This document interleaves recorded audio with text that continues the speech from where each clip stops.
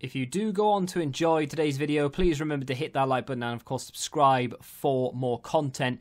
And if you need any coins for Ultimate Team to get a head start on the game, head to the link in the description. Use the code TVM for a discount at checkout. What is going on, guys? TVM here. Welcome back to a brand new video and yet another player review. If you're annoyed, fed up of the spam, you're going to have to unsubscribe. I can't do anything about it. This is my time to shine. And so is Coman, actually, because he has a pretty tasty card for the start of FIFA. I'm hoping he gets a little bit more game time in Bayern this season, although now that they have Sané and Gnabry on either side of Lewandowski, I can't imagine him playing too much outside of the odd sub appearance and some cup games, but you never know. He might pick up a special card here or there. 84 rated, in and around 30,000 coins as of time of filming. Medium attacking work rate, which is, it's okay because he has a low defensive, so we'll let him get away with that one. 3-star weak foot, not ideal, but at the start of FIFA, not that big a deal, and then 4-star skills. So last year, we were looking for lean body types. This year, I'm not really sure what we're looking for.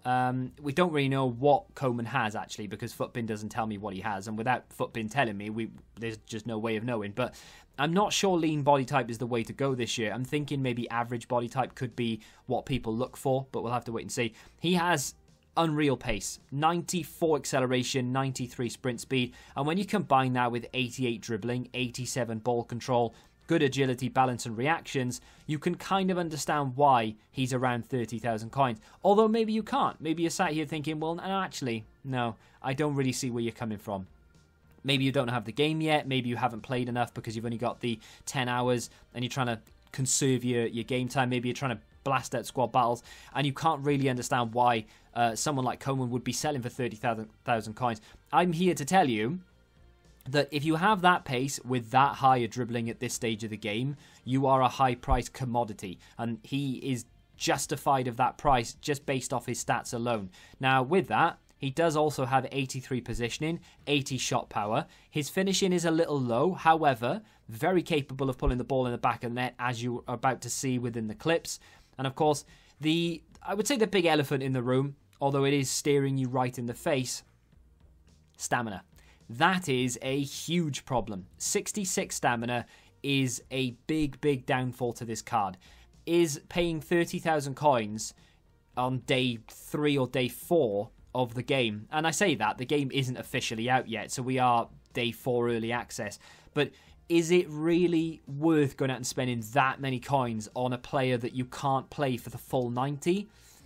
I don't know. That is going to be something we're going to have to try and decipher and get to the bottom of, if you will, in this video. Now, the squad, of course, I'm hoping you will have either seen already or are watching right now. So it's quite a good team. There are some holes here or there that need to be plugged with better players. But, you know, as we are sort of 3 or 4 days into early access, I'm going to let myself off a little bit, I think. Now, with that being said, let's have a look at the traits, because I haven't really...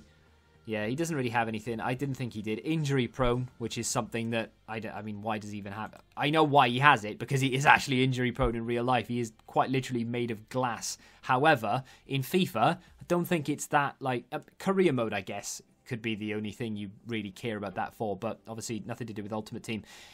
Let's talk about his pros, because there's a whole list of them. You know, some of the stats maybe don't represent how good he is, necessarily. So...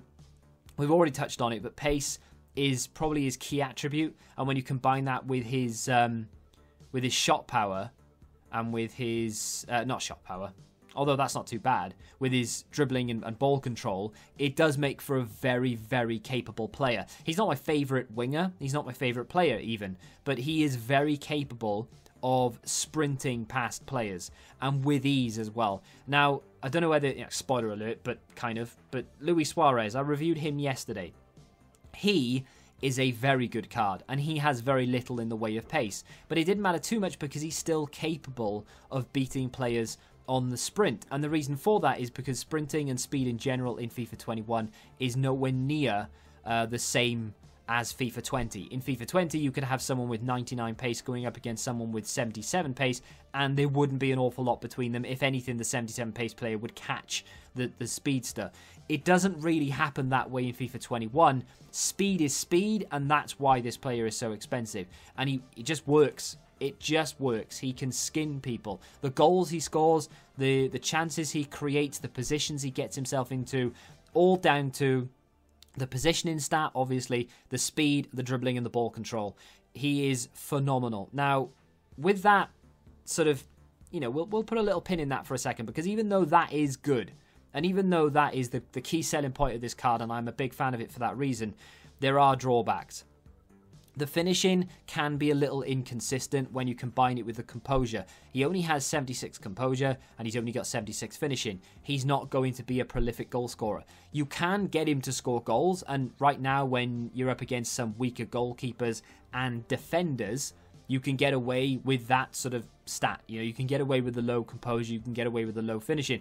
But as people progress and as coins start to flow, people play their placement games, they start to get 50, 60, 100,000 coins. If you win 5 placement games, you get 124,000 coins.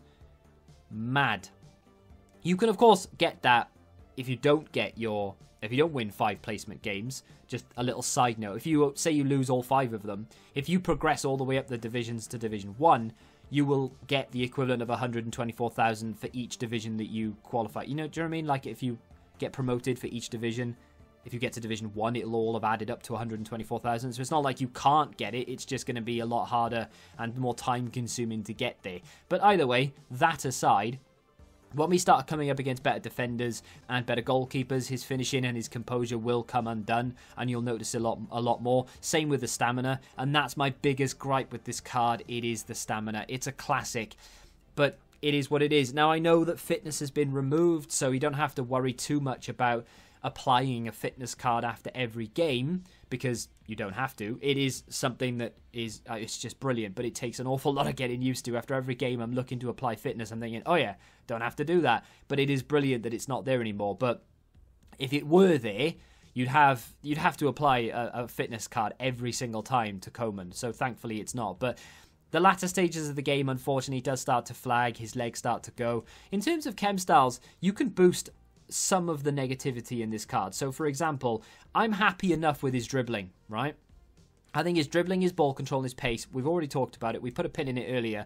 Brilliant. There's no need to talk about it anymore. It's fantastic. If you give him a dead-eye chem style, you improve the passing, which can be a little bit ropey at times. If you're playing just small, short passes, fine. But if you want to try and play a little bit more intricately and you want to try and thread the ball through small gaps of defenders and things, he's not going to be able to do that. He's just not good enough. But if you give him a dead-eye chem style, you can improve that short passing to 93, get the vision up to 89, but you also improve the shot power, positioning, and finishing goes up to 86.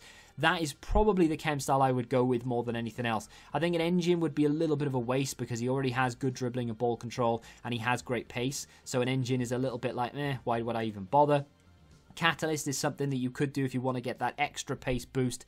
Not that I think it's going to do that much really, but you do get that passing boost. I would go with something that improves his finishing, and if you can, something that hits that passing as well. You can't do anything about the stamina, so just let it go.